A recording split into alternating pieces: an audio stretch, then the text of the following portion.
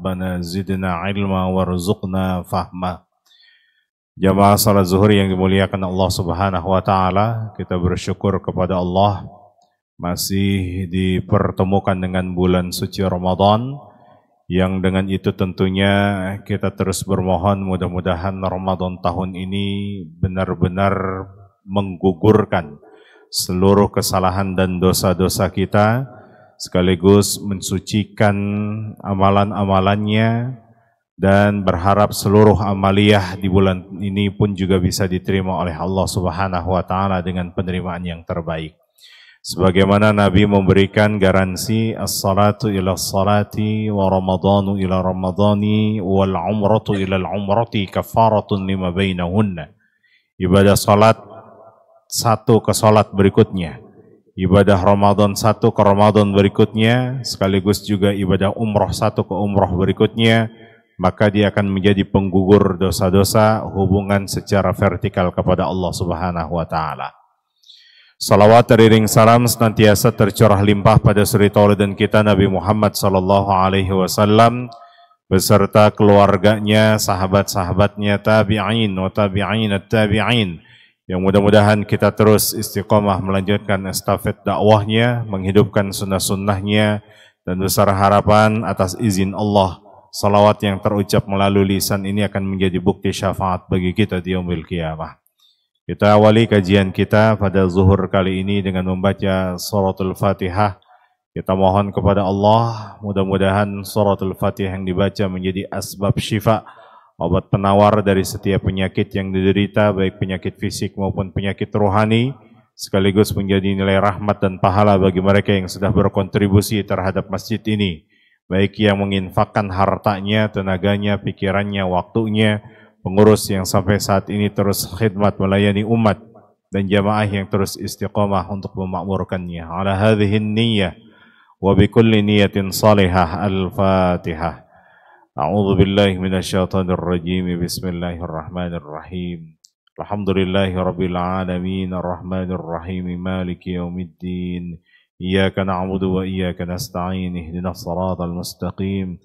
صراط الذين أنعمت عليهم غير المغضوب عليهم ولا الضالين.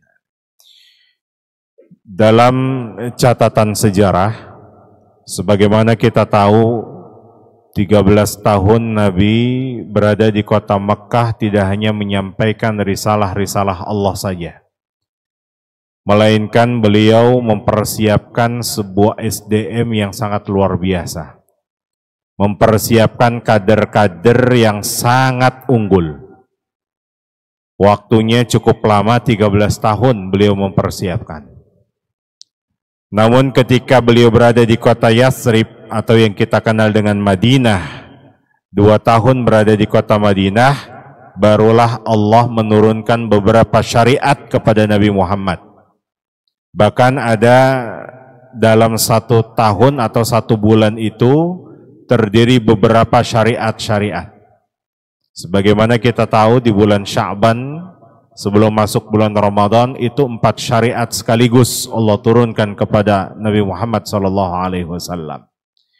Artinya kalau kita lihat perbandingannya 13 tahun Nabi di kota Mekkah, sementara tahun kedua Hijriah beliau berada di kota Madinah, barulah turun sebuah syariat yang akhirnya dari syariat itu menjadi sebuah sistem.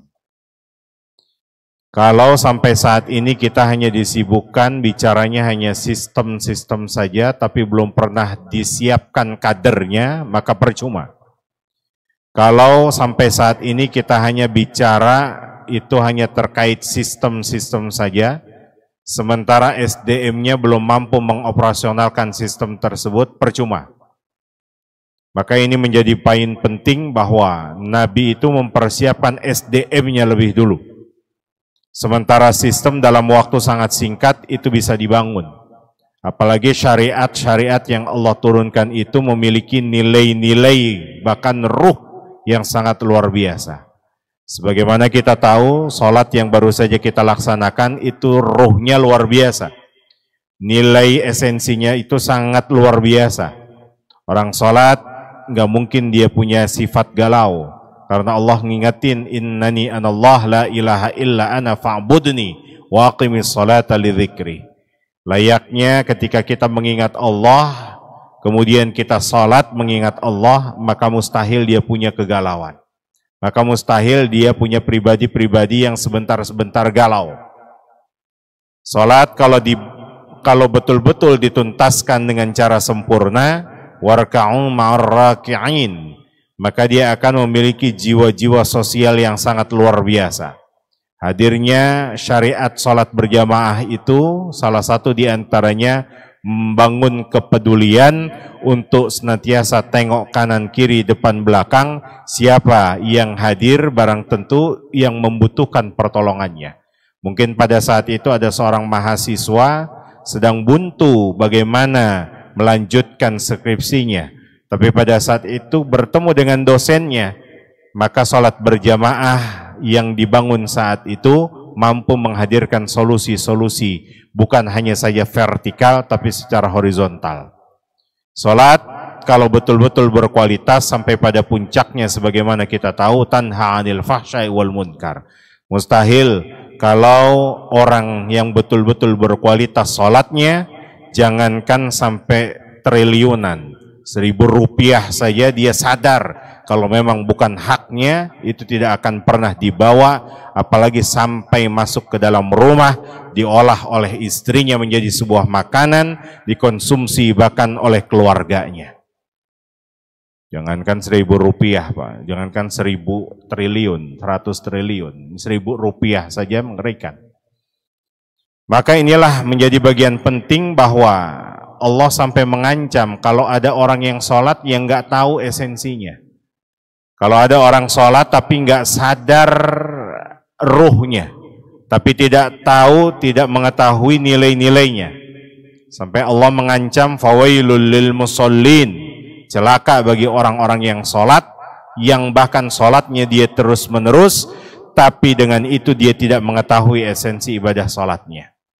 Karena orang sholat yang berkualitas mustahil dia tidak memiliki kepekaan sosial.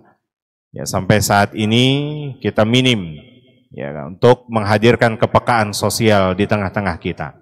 Bahkan tidak sedikit kalau ada orang yang sedang punya masalah atau sedang bermasalah, justru hadir sahabatnya bukan memberikan solusi terbaik, tapi justru menjadi sebuah masalah, bahkan menambahkan masalah tersebut. Ya. Maka Bapak Ibu yang dirahmati Allah Subhanahu wa taala, inilah salah satu poin penting bahwa syariat itu memiliki nilai-nilai ruh yang sangat luar biasa. Bulan Sya'ban, sebagaimana pertemuan sebelumnya kita sudah bahas, ada syariat di mana Nabi Muhammad ketika beliau berada di kota Madinah, narasi yang dibangun oleh orang-orang yang benci terhadap beliau itu tidak lain adalah bahwa ajaran yang dibawa oleh Muhammad ini beda. Tapi jangan lupa, arah kiblat Muhammad itu kan masih ngikutin kita. Bolehlah kalau yang dibawa oleh Muhammad ini ajarannya berbeda dengan kita, tapi jangan lupa, arah kiblat Muhammad dan pengikut-pengikutnya itu masih ngikutin kita.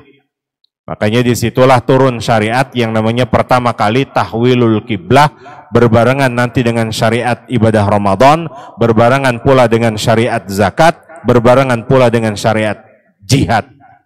Jadi 4 syariat sekaligus Allah turunkan pada saat itu di tahun kedua Hijriah, yang akhirnya menjadi sebuah sistem bagi umat Islam ini. Nabi Muhammad merupakan tipe Nabi yang paling tidak suka kalau syariatnya itu disama-samakan. Bahkan Nabi Muhammad selalu mengadahkan pandangannya ke arah langit, sehingga muncul isyarat bahwa Nabi ini nggak suka kalau sampai orang-orang Yahudi itu narasinya yang dibangun oleh mereka adalah yang penting ajarannya masih ngikutin arah kiblatnya kepada mereka. Kan bukankah kita selalu minta dalam sholat, bahkan dalam satu hari itu 17 kali, agar petunjuk yang Allah berikan kepada kita ini jangan sampai sama. Agar nikmat yang Allah berikan kepada kita ini justru harus berbeda. Ihdinas siratal mustaqim siratal ladzina an'amta 'alaihim ghairil maghdubi 'alaihim waladdallin. Ayat ini sudah memberikan pesan kepada kita kalau minta petunjuk kepada Allah, sejatinya ketika Allah memberikan petunjuknya jangan sama dengan orang-orang sebelumnya. Siapa yang dimaksud maghdub? Para mufasir sepakat ya orang Yahudi. Walan Nasara, para mufasir sepakat. Waladdallin itu adalah orang-orang Nasara. Artinya kita saja tidak mau petunjuknya itu disama-samakan. Nikmatnya itu disama-samakan, apalagi kalau berbasis syariat. Makanya Nabi selalu memalingkan pandangannya ke langit. Kapan ada perubahan-perubahan? Seketika turun ayat di awal daripada juz kedua, qad nara taqalluba wajhika fis sama'i falanuwalliyannaka qiblatan tardaha wa walli wajhaka syatral masjidil haram. Seketika Allah minta arah kiblatnya diganti.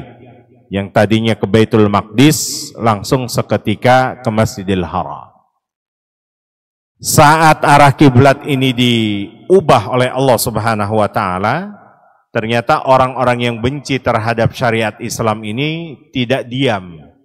Terus menghantam syariat ini. Bahkan sampai saat ini pun dicari celahnya itu. Bahkan ada orang orientalis yang belajar terkait ayat-ayat Al-Quran, tapi tujuannya memang untuk mencari celahnya. Mana yang bisa dihantam dari syariat ini. Ternyata begitu pun juga saat itu dibangun narasi kembali.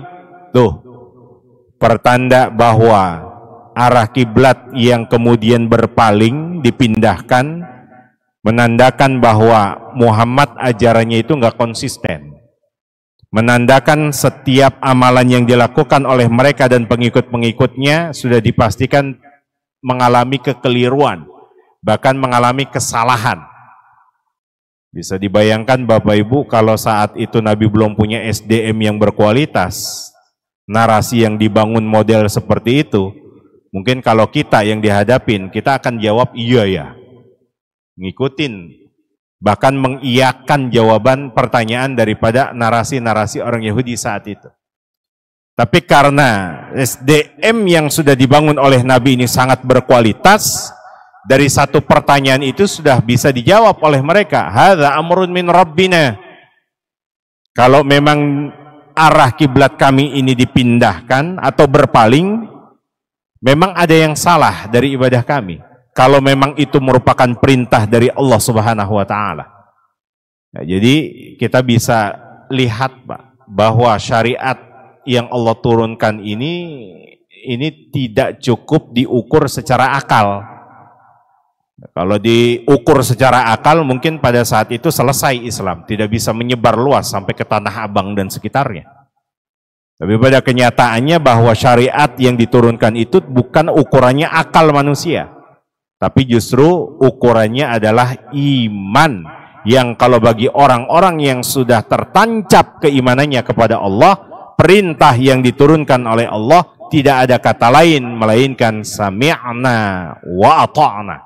Kami dengar, kami taat. Beda dengan orang-orang sebelumnya, ketika diturunkan syariat, turunkan perintah Allah, apa mereka yang katakan? Sami'na wa asayna. Bahkan dalam satu ayat dikatakan la taqulu ra'inan. Ra'inan itu adalah singkatan daripada sami'na wa asayna. Ini bukti sekali lagi bahwa al-aqlu mahdud. Kalau syariat ini hanya diukur secara akal, pastinya akal itu terbatas. Dan herannya sampai saat ini saya lihat mapping-mapping dakwah di beberapa masjid-masjid yang dihadiri oleh generasi apa sekarang, Pak? Gen Z. Beberapa banyak masjid kalau ajaran ataupun kajian yang nggak rasionalitas itu udah ditinggalin sama mereka. Kita pun juga tidak menafikan, Pak. Memang generasi Z ini butuh sesuatu yang kalau nggak masuk akal pasti akan ditinggalkan oleh mereka. Ya. Kalau yang hadir ini untungnya bukan Gen Z, ini generasi apa? Hah? Kolonial. Karena udah tertancap keimanannya lebih dulu. Sami'na wa ata'na. perkara masalah nanti apa keutamanya, apa fadilah-fadilahnya, itu mutlak dari Allah Subhanahu wa taala. Inilah kadar makom keimanan itu betul-betul perlu diproses kembali, perlu diasah kembali. Ini syariat yang pertama. Syariat kedua, ketika Ramadan itu diturunkan, Masya Allah. Ayatnya bahkan tidak tanggung-tanggung sebagaimana kita tahu. Dari ayat 183 sampai 187. 183 itu tidak hanya bicara normatif. Bahwa ibadah puasa ini menjadi sebuah kewajiban. Tapi ada nilai-nilai purifikatif yang bisa diambil. Beberapa riwayat mengatakan dalam kitab Bustanul Wa'izin, misalkan Imam Ibnul Jauzi, juga dalam karya besarnya Imam Ibn Rajab Al-Hambali, Lataiful Ma'arif, di situ diungkapkan nilai-nilai purifikatif dari ibadah Ramadan itu secara personal. Satu di antaranya adalah mampu membentuk jiwa-jiwa yang tangguh, mampu membentuk mental-mental yang siap tarung, siap tempur. Kalau saya boleh nyebutnya namanya mental fight, Pak. Karena memang orang hidup itu ya berjuang untuk survive. Nggak mau berjuang ya berhenti hidup. Layaknya orang hidup ya nggak takut mati. Takut mati ya jangan hidup. Ini salah satu di antara nilai purifikatif yang Allah hadirkan pada ibadah puasa. Jangan punya permasalahan sedikit, kemudian dikeluarkan hashtagnya kabur aja dulu. Padahal bagaimana Imam Ibn Rajab Al-Hambali, bahkan beliau mentamsilkan syariat ibadah siam ini nggak jauh beda dengan karakter yang Allah bentuk kepada diri Nabi Yusuf alaihissalam.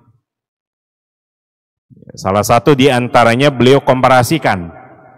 Kalau dalam hitungan kalender Allah saja 1 tahun terdiri dari 12 bulan, itu tidak jauh beda dengan 12 keturunan yang dimiliki oleh Nabi Yakub alaihissalam. Dari 12 keturunan Nabi Yakub ada satu putranya bernama Yusuf. Asbab Yusuf, semua saudara-saudaranya, dosa-dosanya, kesalahannya diampuni oleh Allah Subhanahu wa taala. 12 bulan, dari sekian banyak 12 bulan ini, ada 1 bulan yang Allah sudah berikan garansi. Siapa yang masuk pada bulan tersebut, dia laksanakan amaliyah-amaliyah di bulan tersebut, maka asbab bulan tersebut Allah gugurkan semua dosa-dosanya. Sampai Nabi kan mengancam, ini melalui dalam redaksi doanya malaikat Jibril, Pak. Satu ketika Nabi naik anak tangga Nabi itu mimbarnya cuma 3. Ini ada berapa nih?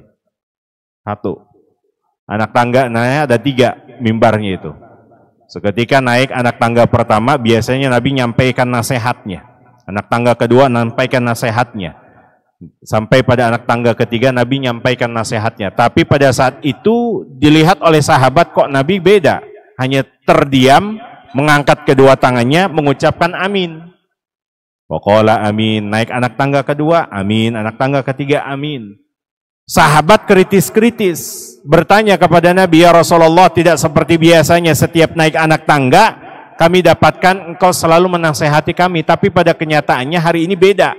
Kami hanya lihat kau ngucapin amin, anak tangga kedua amin, dan seterusnya. Ada apa ya Rasulullah? Nabi menjawab, tadi ada malaikat Jibril datang seraya berdoa. Layaknya orang berdoa ya saya aminkan. Yang berdoa itu makhluk yang mulia, diaminkan oleh sosok makhluk yang mulia. Hakul yakin, wallahi saya sampaikan, mustahil doanya ditolak sama Allah. Salah satu di antara redaksi doanya adalah bu'dun liman adraka Ramadan falam yughfaru lahu. Bu'dun itu diambil dari akar kata ba'id. Ba'id itu adalah maknanya jauh. Ya, sama seperti halnya mungkin ada di antara bapak-bapak semuanya kalau lagi sholat iftitahnya kan ada yang ba'id baini wa baina khataya ya kama ba'ata bainal masyriq wal maghrib. Kata ba'id itu artinya pakai alif. Cara bacanya dalam ilmu arut wa qawafi, jauhkan sejauh-jauhnya antara saya dengan dosa saya. Kalau pakai tasdid ba'ada yuba'idu, jauh tapi masih nampak. Bu'idatis sa'atu minni, jam dinding itu jauh dari saya tapi masih nampak. Tapi kalau udah menggunakan alif, itu berharap jauh sejauh-jauhnya jangan sampai nampak. Nah, maka yang baca doa iftitahnya seperti itu pernah dilakukan oleh Nabi Muhammad SAW. Mungkin ada yang baca doanya berbeda, iftitahnya wajjahtu wajhiya lilladzi fatara samawati wal ardh. Itu juga dilakukan oleh Nabi Muhammad SAW. Cuma anehnya kadang ketika kita masuk di masyarakat suka didikotomikan. Yang baca Allahumma ba'id, wah Muhammadiyah. Yang baca wajjahtu wajhiya, wah NU Tulen. Ya, padahal dua iftitah ini selalu dibaca oleh Nabi setiap hari, Pak. Riwayat yang sahih dalam kitab Aunil Ma'bud, riwayat Abu Daud. Nabi baca kapan wajjahtu wajhiya, kapan Nabi baca Allahumma ba'id baini. Ternyata Nabi baca Allahumma ba'id baini itu ketika sholat-sholat yang dilakukan di pagi dan siang hari. Kenapa? Karena memang interaksi kita itu lebih banyak pada waktu siang hari. Layaknya berharap agar dosa-dosa, yang bukankah kan sholat satu ke sholat berikutnya menjadi penggugur dosa, berharap digugurkan itu. Sementara malam hari karena tidak sering interaksi dan di situ waktunya sangat tepat untuk interaksi kepada Allah, maka dia sampaikan narasinya wajjahtu wajhiya lilladzi fatara samawati wal ardh. Nah, inilah kadang anehnya kita suka mendikotomikan, ya, padahal itu sama-sama setiap hari Nabi baca dua rumpun daripada doa iftitah tersebut. Ketika kata bu'id atau bu'idat itu menegaskan bahwa kata Allah, orang kalau sudah jauh dari Allah maka konsekuensi dia akan celaka. Maka kata ba'id itu bisa diterjemahkan menjadi celaka. Kalau ada orang yang diberi kesempatan untuk masuk bulan Ramadan, tapi justru Ramadan itu tidak bisa menggugurkan dosa-dosanya. Makanya dari 183 sampai 187 itu kalau dibuat silabus luar biasa, Pak. 183 itu bicara nilai-nilai normatif, nilai-nilai purifikatif daripada ibadah siam. Sebagaimana tadi, bahwa nilai purifikatif itu tidak hanya satu. Dalam kitab Bustanul Wa'izin, itu 70 karakter yang ternyata dibangun daripada bulan Ramadan ini. Yang tidak jauh dengan karakternya Nabi Yusuf alaihissalam. Yang pertama, Yusuf, asbab Yusuf, 11 saudaranya diampunin oleh Allah Subhanahu wa Ta'ala. Asbab Yusuf lagi, karakter yang dibangun oleh Nabi Yusuf adalah mampu bersaing, mampu bertahan hidup, sekalipun dia masuk ke dalam sumur 2 hari 2 malam. Yang melekat hanya apa yang ada di badannya saja, tapi beliau mampu bertahan hidup. Ini baru diberikan efisiensi anggaran, kabur aja dulu. Ya. Lanjut lagi, bukan hanya sekedar itu, tapi Nabi Yusuf alaihissalam diuji. Ujian terberatnya adalah ketika beliau diuji terkait syahwatnya. Bukankah beberapa riwayat dalam Al-Quran disebutkan di surah Yusuf bahwa beliau diuji oleh Wamra'atul Aziz, istri pembesar Mesir yang kecantikannya itu tidak ada taranya. Bahkan riwayat Tirmidzi dikatakan sepertiga kecantikan wanita itu dimiliki oleh beliau. Nah, sepertiga berikutnya dimiliki oleh istri Nabi Ibrahim alaihissalam bernama Siti Sarah. Nah, tinggal sepertiga dikemanakan? Sepertiga sisanya itu dibagi rata buat wanita semuanya. Jadi istri bapak-bapak ini itu lagi bersaing, Pak, sama yang lainnya. Wajar kalau Nabi Yusuf alaihissalam dalam kondisi seperti itu nggak mungkin nggak tertarik. Sampai beliau mengatakan, laqad hammat bihi wa hamma biha, hampir saya terjebak pada lingkaran wanita itu. Laula an ra'a burhana rabbi, kalau Allah nggak ngasih petunjuk kepadaku, mustahil, kata beliau. Aku ini bisa selamat dari jeratan wanita tersebut. Karena syahwatku itu sudah naik. Tapi Allah untungnya memberikan sebuah petunjuk. Ini nggak benar. Nah, inilah ujian. Ramadan itu menghadirkan ujian terberat pada generasi-generasi kita, termasuk kita. Apa kata Allah? Dan apa kata Nabi? Man lam yada' qawla zur wal 'amalu bihi, walaysa lillahi hajah fi ayyada' ta'amahu wa syarabahu. Orang berpuasa di bulan Ramadan tapi belum mampu menahan syahwatnya, maka Allah itu nggak pernah peduli sekalipun dia ninggalin makan, ninggalin minumnya, Pak. Syahwatnya syahwat apa? Syahwat ngomongin orang, syahwat ngejelekin orang, syahwat tikung orang. Ini bagian daripada syahwat, karena Syekh Mutawalli Sya'rawi memaknai kata zur itu bukanlah kalam dusta saja, tapi justru bagaimana Ramadan, ibadah puasa yang dia jalani ini, itu mampu menjauhkan semua perangai-perangai syahwat tersebut. Tapi sebaliknya, kalau dia masih dalam lingkaran tersebut, maka Allah nggak pernah peduli sekalipun dia ninggalin makan, ninggalin minum. Maka nanti diuji barangkali anak-anak kita tuh ketika Ramadan, bukankah syahwatnya diuji oleh Allah Subhanahu wa taala? Kapan? Ketika menjelang berbuka biasanya, Pak. Menjelang berbuka dia ngabuburit, dia cari yang namanya berburu takjil, hampir semua makanan dibeli ini. Kalau hampir semua makanan dia beli, ketika azan maghrib berkumandang dia habiskan tuh makanan, sudah dipastikan belum lulus ujian syahwatnya. Apa sebab? Karena orang yang tidak mampu menjaga syahwat perutnya, otomatis dia tidak akan pernah mampu menjaga syahwat apa yang ada di bawah perutnya. Kalau bahasa terjemahannya, kalau ada orang yang rakus di meja makannya, binal di ranjangnya. Nah, ini Imam Ghazali yang mengatakan dalam kitab Bidayatul Hidayah, ujian syahwat itu adalah ujian terberat ketika masuk momentum Ramadan. Maka nilai purifikatif Ramadan kedua setidaknya mampu menghadirkan bagaimana untuk memanage syahwat. Laqad hammat bihi wa hamma biha laula an ra'a burhana rabbi. Ini nilai purifikatif. Nilai preventifnya pun juga ada. Sumu tasihhu, berpuasalah pasti kita akan sehat. Ternyata Jalut, Talut, sebagaimana kita tahu, beliau meminta kepada pengikut-pengikutnya bahwa di depan ini kita akan menghadapi Raja Jalut yang kekuatannya luar biasa. Kalau kalian tidak berpuasa lebih dulu, kalian pasti akan lemas menghadapi mereka. Maka diminta pengikut-pengikut Talut itu saat menyeberangi sungai, jangan diminum, kalian hendaknya berpuasa. Dan dibuktikan oleh Allah Subhanahu wa taala sampai tiba di daratan, bagi mereka yang melanggar, bagi mereka yang tidak melaksanakan ibadah puasa, saat itu dia minum air sungai, akhirnya tiba di daratan tidak punya kekuatan untuk melawan Raja Jalut. Tapi bagi mereka yang berpuasa, qadarullah, bantuan dan pertolongan Allah datang, kam min fi'atin qalilatin ghalabat fi'atan katsiratan biiznillah. Nah, inilah salah satu bukti bahwa nilai preventif dari ibadah siam itu bukan sekadar menyehatkan, tapi justru nilai preventif daripada nilai ibadah puasa mampu menghadirkan inovasi-inovasi baru, terutama di bulan-bulan Ramadan. Dalam kondisi yang seperti ini, ya, kalau ternyata Ramadan hadir selalu menghadirkan, mendapatkan kondisi kita tidak jauh beda dengan bulan-bulan sebelumnya, maka perlu ada yang dievaluasi. Jangan-jangan Ramadan tahun ini belum bisa mentarhib dirinya lebih dulu. Ini barangkali nilai-nilai, sebetulnya masih banyak lagi, ya, nilai-nilai purifikatif, nilai-nilai preventif dari ibadah siam. Belum berbicara ayat 184. Bagaimana 184 itu kepedulian Allah kepada orang-orang yang nggak mampu lebih dulu. Karena selalu diukur bahwa orang puasa itu bagi yang mampu. Tapi Allah melirik yang nggak mampu lebih dulu, Pak. Yang nggak mampu secara syariat atau yang nggak mampu secara kondisi. Mungkin saudara-saudara kita yang bekerja di luar sebagai TKI itu nggak mampu secara kondisi. Atau saudara-saudara kita yang nggak mampu secara syariat. Maka ukurannya Allah melirik bagi mereka yang nggak mampu dulu. Artinya Ramadan menghadirkan nilai kepekaan sosial kepada orang-orang yang nggak mampu.